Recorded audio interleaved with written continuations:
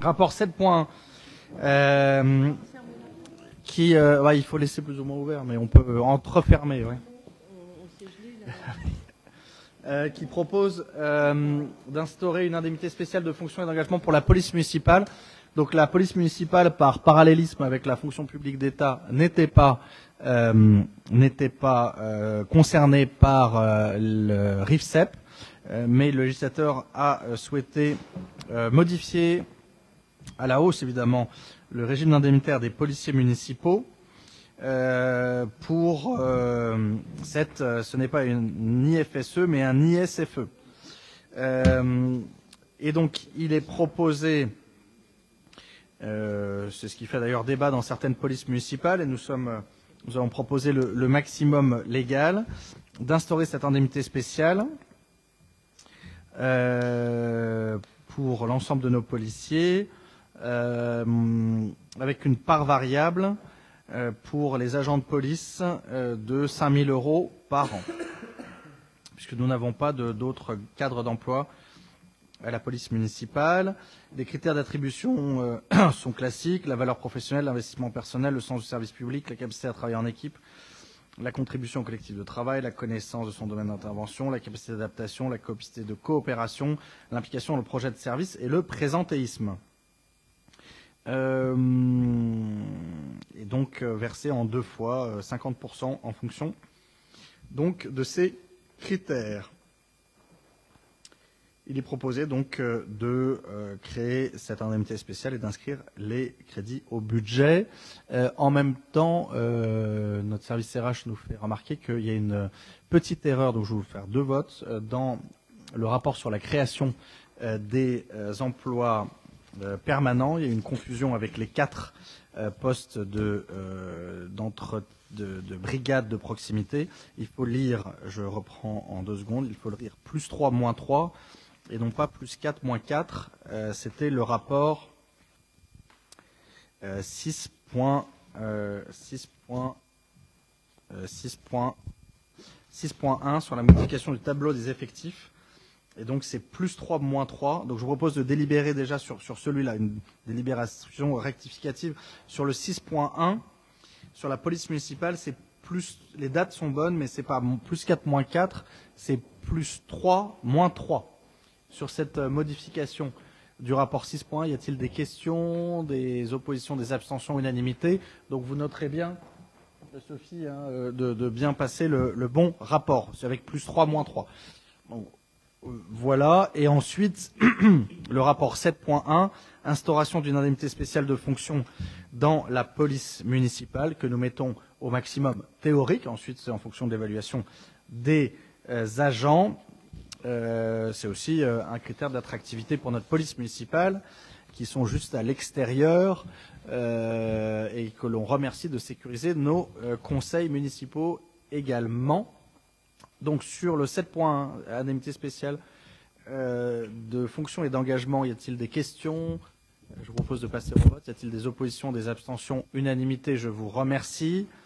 Le 7.2, c'est la convention avec le ministère des Armées et la ville d'Autun concernant la garde nationale, assez similaire avec ce que nous avons avec le centre départemental d'incendie et de secours, même si ça mobilise beaucoup moins les agents. Et c'est notamment en lien avec la réserve citoyenne, les policiers réservistes, la garde nationale. Sur ce rapport 7.2, y a-t-il des questions? Pas de questions. Je propose de passer au vote. Y a-t-il des oppositions, des abstentions? Unanimité.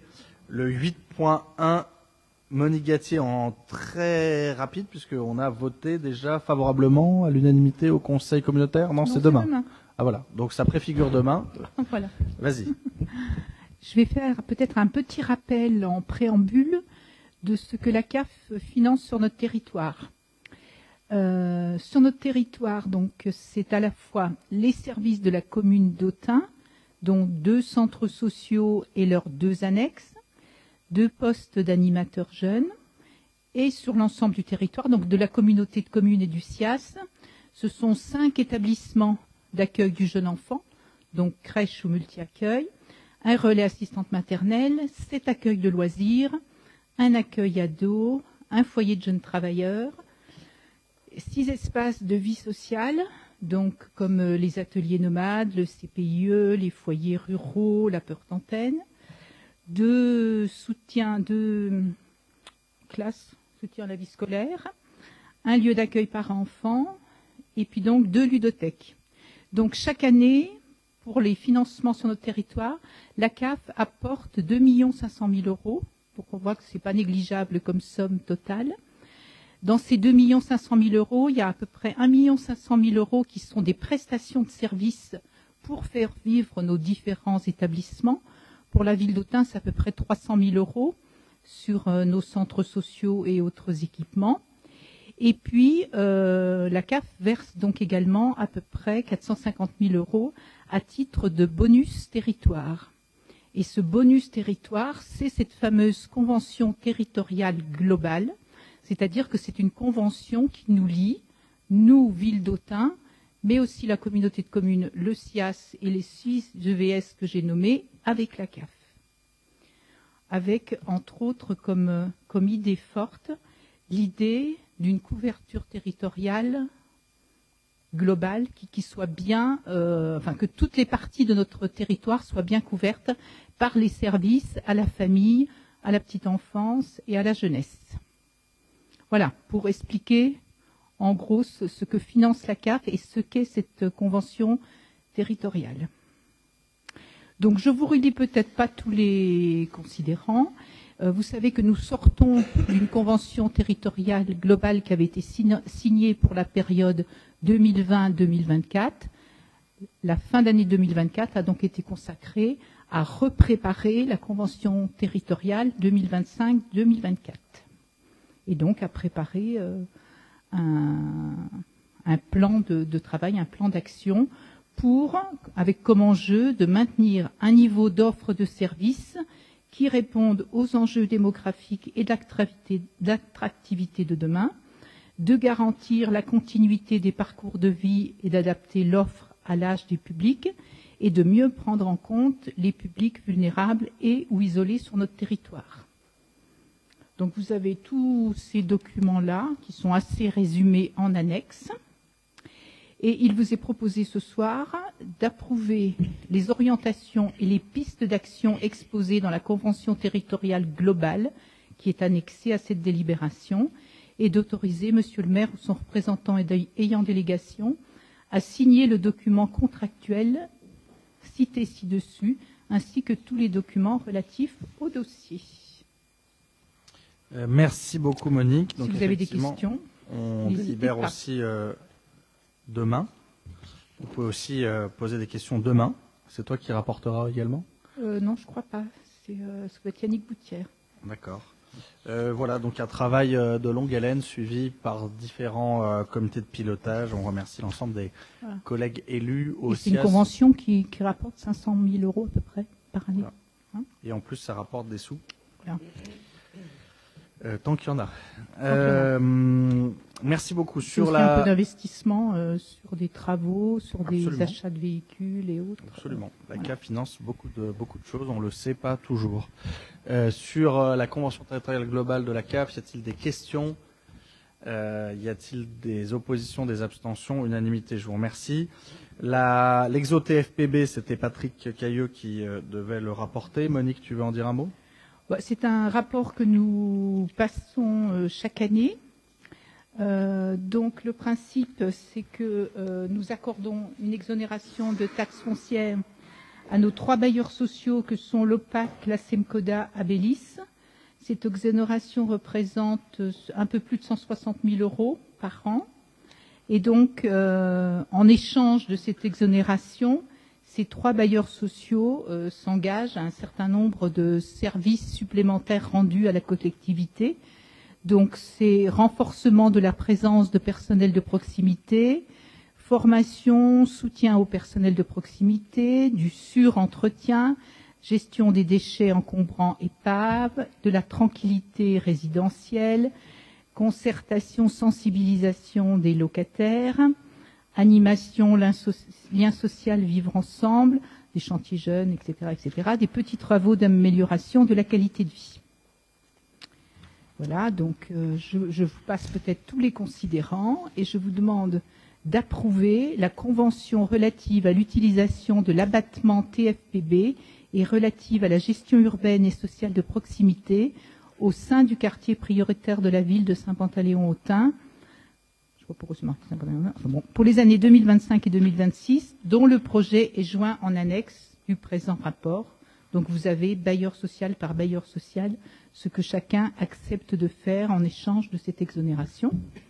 Et donc en article 2, d'autoriser monsieur le maire ou son représentant ayant reçu délégation à signer la convention ainsi que tout document s'y rapportant.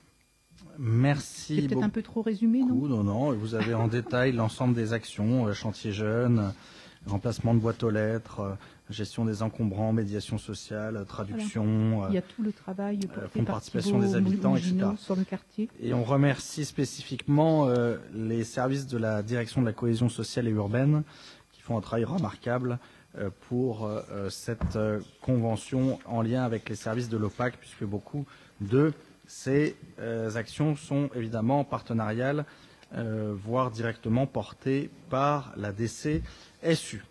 Sur cette délibération annuelle qui justifie l'exonération de la taxe foncière sur les propriétés bâties pour les bailleurs, il n'y a pas que l'OPAC, il y a aussi Abélis et Semcoda.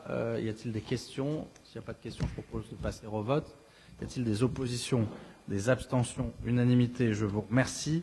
Et Céline Goudier-Posva a la parole pour la convention d'échange de services entre la ville et le SIAS. Donc c'est une convention qui se signe tous les ans d'échange de services entre le CIAS et la ville d'Autun. Donc vous avez la convention entière en annexe, vous avez pu vous en imprégner.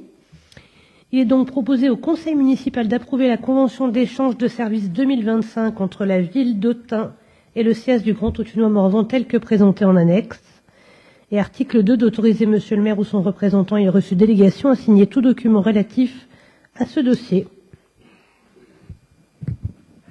Merci beaucoup.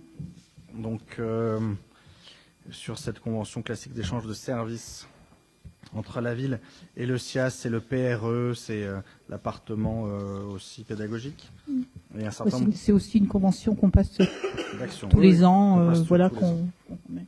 Absolument. Sur cette convention, y a-t-il des questions? Si vous posez des questions, vous lancez Monique pendant une demi-heure. Y a-t-il des questions? Y a-t-il des oppositions, des abstentions? Unanimité, on vous remercie.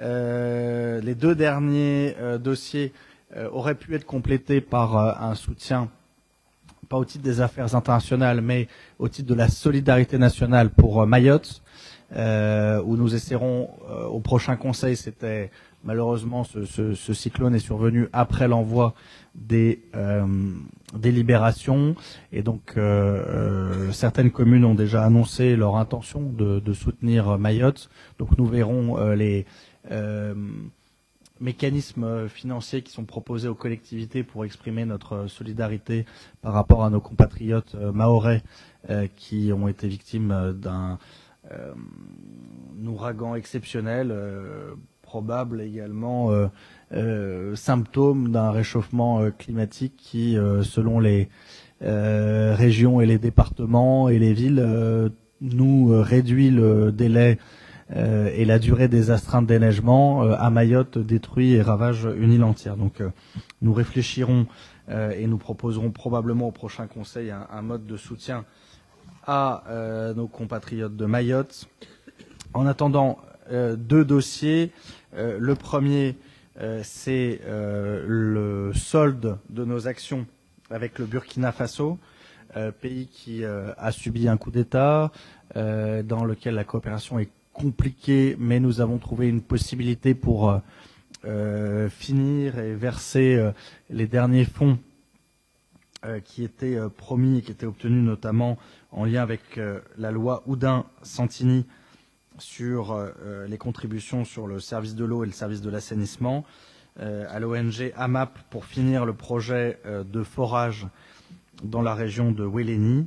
Et puis nous allons réfléchir ensuite à la poursuite ou non, dans quel cadre, sur quel projet de nos actions de solidarité internationale avec le Burkina Faso et l'ancien maire Lona Charles Ouattara, qui était un ancien élève du lycée militaire d'Autun, très actif pour sa commune. Donc voilà, vous avez la convention en annexe, les différents travaux qui ont été réalisés, notamment avec le SIAS sur la construction de ponts, l'électrification aussi de parcelles agricoles, le photovoltaïque et puis le forage pour l'accès à l'eau potable dans le cadre de justement notre coopération sur l'eau et l'assainissement. Donc il est proposé d'approuver le protocole de coopération décentralisée entre la ville d'Autun et la commune de Ouéléni et l'association de développement de la région des Cascades, d'approuver la participation de la ville d'Autun au projet de coopération décentralisée à Ouéléni au bénéfice de l'ONG AMAP à hauteur de 30 000 €, d'approuver la convention de mise en œuvre relative au renforcement de l'accès à l'eau potable et à l'assainissement pour les habitants de la commune de Ouéléni, avec la versement de la subvention à cette ONG, et puis de percevoir de notre côté toute subvention mobilisable au bénéfice d'actions de coopération entre la ville d'Autun, la commune de Ouéléni et l'association de coopération décentralisée de Ouéléni. Monsieur le maire ou son représentant a signé tout document si rapportant. Voilà, sur ce partenariat et peut-être demain en suspens et la fin de en tout cas le solde de ce partenariat que nous avons mené sur plusieurs années, interrompu par la guerre et le Covid et le coup d'État de cette région qui est bien connue des Autunois et de Lona Charles Ouattara. Y a-t-il des questions? Pas de questions, je propose de passer au vote. Y a-t-il des oppositions, des abstentions? Unanimité. Et dernier rapport, il s'agit du Fonds de solidarité avec le Liban. C'était avant la chute du pouvoir syrien qui va probablement encore déstabiliser la région. Et c'était à l'occasion d'incursions et des premiers bombardements et incursions israéliennes en territoire libanais, en plus de la crise économique qui sévissait et qui sévit toujours au Liban. De nombreuses victimes civiles, femmes, enfants, personnes âgées, payent un prix élevé pour cette violence dans cette région. L'accueil de ces familles déplacées retombe nécessairement sur les collectivités territoriales libanaises. Vous savez que nous aidons les collectivités territoriales, c'est de collectivité à collectivité. À chaque fois, c'est notre compétence. Donc là, c'est le soutien à ces communes libanaises qui se retrouvent en première ligne pour protéger et accueillir des populations déplacées à l'intérieur de leur propre pays. Et donc avec Cité Unie France, qui est l'association de coopération décentralisée nationale, elle a donc ouvert un fonds de solidarité à destination des collectivités libanaises. Et ce programme d'action qui découlera de ces fonds accordera la priorité aux besoins des Libanais en renforçant les capacités des collectivités. Et donc il est proposé d'affecter au budget, donc la fin du budget 2024, 1 000 € au bénéfice de Cité Unie France fléchés sur l'action Liban pour les collectivités territoriales libanaises et l'aide aux civils libanais. D'autoriser l'utilisation de ces crédits sur les derniers crédits non affectés votés lors du budget 2024. Sur cette action en faveur du Liban et des collectivités libanaises, y a-t-il des questions? Pas de questions, je vous propose de passer au vote. Y a-t-il des oppositions, des abstentions? Unanimité, je vous remercie, je vous souhaite de bonnes fêtes et nous nous voyons le 10 février pour la nuit du budget. Merci beaucoup.